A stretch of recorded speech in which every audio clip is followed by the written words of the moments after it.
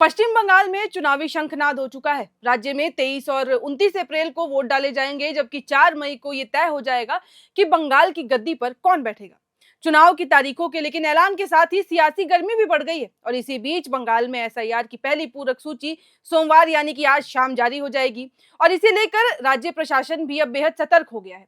बता दूं कि राज्य भर में सुरक्षा के बेहद कड़े इंतजाम कर दिए गए हैं। पुलिस संवेदनशील इलाकों में विशेष निगरानी रख रही है ताकि वहां पे कुछ भी दिक्कतें ना आए। वहीं उग्र भीड़ को नियंत्रित करने के लिए विशेष व्यवस्था भी कर दी गई है। अब इसके अलावा अगर मैं बात करूं टीएमसी की, तो इसी के साथ टीएमसी प्रमुख ममता बनर्जी अपनी चुनावी मुद्दों में एसआईआर को रखते हुए निर्वाचन आयोग और बीजेपी पर हमलावर रही हैं। ऐसे में बंगाल के मुख्य चुनाव अधिकारी के कार्यालय के सूत्रों ने यह बताया है कि 60 लाख विचाराधीन मामलों में से गत शुक्रवार तक 27,30,000 मामलों का निपटारा हो चुका है। उन्हीं को लेकर पहली पूरक सूची आज जारी की जाएगी और मिली जानकारी के मुताबिक इनमें से 10 लाख लोगों के नाम ऑलरेडी काटे जा चुके हैं। जिला चुनाव अधिकारियों के पास से उनकी हार्ड कॉपी संबंधित बूथों में भिजवा कर टांग दी जाएगी, जिसके बाद ये तय हो जाएगा कि आगे इलेक्शन किस तरीके से चलेगा। इसके अलावा चुनाव आयोग और बंगाल के सीईओ कार्यालय के आधिकारिक वेबसाइट पर भी सूची देखी जा सकेगी। अब मैं बता दूं कि सूची दो श्रेणी में होंगी। पहली, जिनके नाम अंतिम मतदाता सूची से जोड़े गए हैं, और दूसरी जिनके नाम ऑलरेडी काटे जा चुके हैं। जिनके नाम काटे गए हैं वे ऑनलाइन और ऑफलाइन अपील न्यायाधिकरण में सुनवाई के लिए अपील कर सकते हैं। वहीं चुनाव आयोग बंगाल पर पैनी नजर रख रहा है। आयोग के निर्देश पर पुलिस के वरिष्ठ अधिकारियों ने भी रविवार से राज्य भर में थानों का दौरा करना शुरू कर दिया है और थाना प्रभारियों को स्वतंत्र और निष्पक्ष मतदान सुनिश्चित करने के लिए आवश्यक उपायों के बारे में जानकारी दी जा रही है। क्योंकि बंगाल में चुनाव एक बहुत बड़े पैमाने पे होता है, जिस तरीके से हालात हैं वहां पे एक भी चूक नहीं होनी चाहिए। लेकिन इसी बीच सीईओ कार्यालय की तरफ से ये खबर आई है कि 31 मार्च तक केंद्रीय बलों की ओर से 300 कंपनियां बंगाल पहुंच जाएंगी। जब से चुनाव की तारीखों का पता चला है, तब से ही बंगाल में चुनावी सरगर्मी भी तेज हो गई है और इन सब के बीच पार्टी की प्रचार रणनीति को धार देने के लिए, संगठनात्मक तैयारियों का जायजा लेने के लिए भाजपा के राष्ट्रीय अध्यक्ष नितिन नवीन 24 और 25 मार्च को बंगाल के 2 दिवसीय दौरे पे जाने वाले हैं और ये बीजेपी की तरफ से एक बहुत बड़ा मूव होगा चुनाव से पहले भी, क्योंकि जानकारी के अनुसार नितिन नवीन के इस दौरे का मुख्य उद्देश्य राज्य के 5 संगठनात्मक क्षेत्रों यानी कि उत्तर बंगाल, राढ़ बंगाल, नवद्वीप, कोलकाता और फिर इसके अलावा हावड़ा, हुगली, मेदिनीपुर के पार्टी नेतृत्व के साथ ही सीधी बैठक करना है, ताकि इन इलाकों में किस तरीके का माहौल है, बीजेपी की क्या रणनीति बननी चाहिए, बीजेपी के लिए कितना समर्थन होगा, ये पता चल सके। वे खुद जमीनी स्तर पर रिपोर्ट परखना चाहते हैं। प्राप्त जानकारी के अनुसार नवीन मंगलवार सुबह कोलकाता पहुंचेंगे और उसके बाद पार्टी नेताओं के साथ कई दौरे की संगठनात्मक बैठक करेंगे। फिर इसके बाद नवीन प्रदेश भाजपा की ओर से कमेटी के साथ ही बैठक करेंगे और उसमें सारी बात की जाएगी कि आखिर इस चुनाव में किस तरीके से बीजेपी को काम करना है। नितिन नवीन के दौरे के ठीक बाद प्रधानमंत्री नरेंद्र मोदी भी चुनाव प्रचार के लिए 26 मार्च को फिर से बंगाल के दौरे पर नजर आएंगे। खबर यह है कि पीएम मोदी इस दौरे में आसनसोल और नदिया में जनसभा और रोड शो कर सकते हैं। हालांकि पीएम के दौरे की सटीक तारीख की आधिकारिक अभी तक घोषणा नहीं हुई है, वो भी हालांकि जल्द हो ही जाएगी, क्योंकि अब नितिन नवीन भी बंगाल दौरे पे 2 दिन के लिए होने वाले हैं।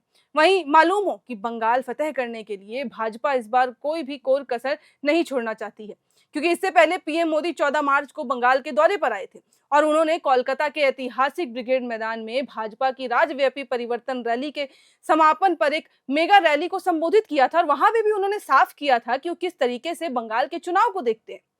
लेकिन इसके अलावा चुनाव की तारीखों के ऐलान के साथ तृणमूल सुप्रीमो ममता बनर्जी भी पीछे नहीं हटी। उन्होंने रविवार से ही खुद मोर्चा संभालना शुरू कर दिया।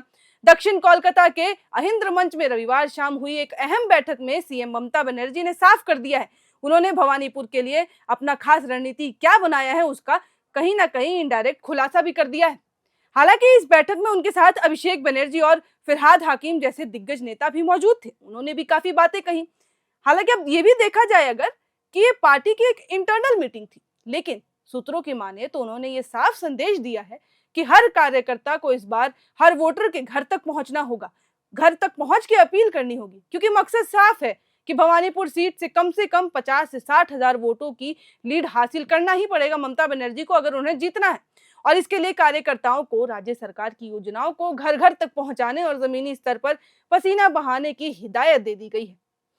तो बंगाल में चुनाव को लेकर सरगर्मी तेज है और भवानीपुर में खासकर, क्योंकि भवानीपुर की ये लड़ाई इस बार आसान नहीं दिख रही है।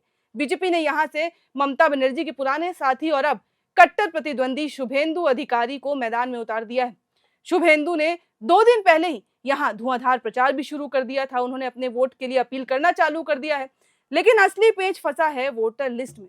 दरअसल एसआईआर प्रक्रिया के तहत भवानीपुर में लगभग 45,000 वोटर्स के नाम ऑलरेडी कट चुके हैं और 14,000 नाम अभी भी लटके हुए हैं। इसी की वजह से सीएम ममता ने साफ कहा है कि जिन लोगों के नाम कटे हैं उन्हें पार्टी कानूनी मदद देगी। उसके बाद ही, क्योंकि ममता बनर्जी को पता है भवानीपुर उनके लिए कितना ज्यादा महत्वपूर्ण है।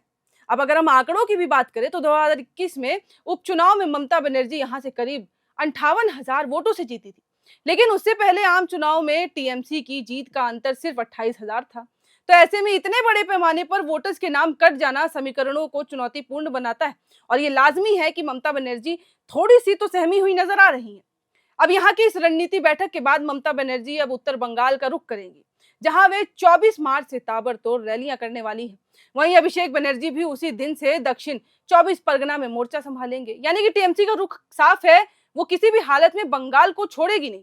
उसका पूरा ध्यान है कि बंगाल भी इस बार टीएमसी के ही हाथों में आए। इसके लिए टीएमसी अपनी जी जान लगा रही है, क्योंकि टीएमसी को ये चीज पता है कि भाजपा इस चुनाव में अगर खड़ी हुई है तो शायद भाजपा के उतने चांसेस ना बने, लेकिन टीएमसी को यह भी पता है कि भवानीपुर ये सब जो जगह है वो कितनी ज्यादा जरूरी है, जबकि वो उनका गढ़ भी माना जाता है। पिछले चुनाव की बात करें तो जो डिफरेंस है वो साफ बताता है कि ममता बनर्जी की वहां पे पकड़ एकदम साफ अच्छी है, लेकिन उसके बावजूद ममता बनर्जी को ये देखना होगा कि भवानीपुर से जितना वोट कलेक्ट कर सकते हैं उसके लिए जो जो करना पड़े वो करना चाहेंगी। हालांकि ममता बनर्जी की इससे पहले एसआईआर को लेकर भी काफी ज्यादा बंगाल में चर्चा बनी हुई थी।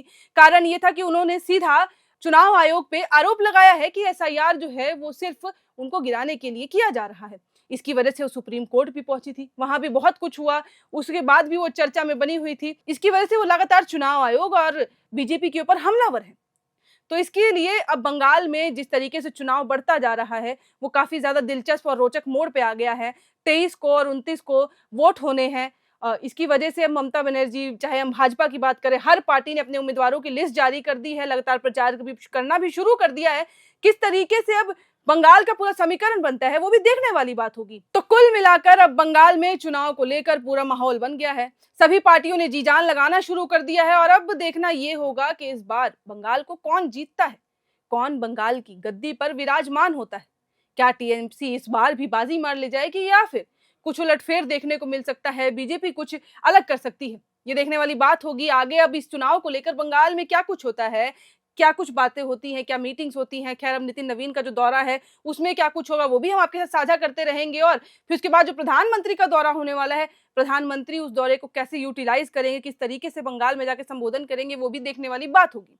इस खबर में इतना ही। ये वीडियो आपको कैसी लगी, बंगाल के चुनाव को लेकर आप क्या सोचते हैं, आपको क्या लगता है कि इस बार कौन बाजी मारेगा, टीएमसी किस तरीके से काम कर रही है, बीजेपी का कितना पलड़ा भारी है, ये सब कमेंट बॉक्स में लिख के हमें जरूर बताइएगा। और ऐसी ही और कोई खबर जो सामने आती है वो आपके साथ साझा करते रहेंगे। इन सब तमाम खबरों के लिए देखते रहें एयर नाउ।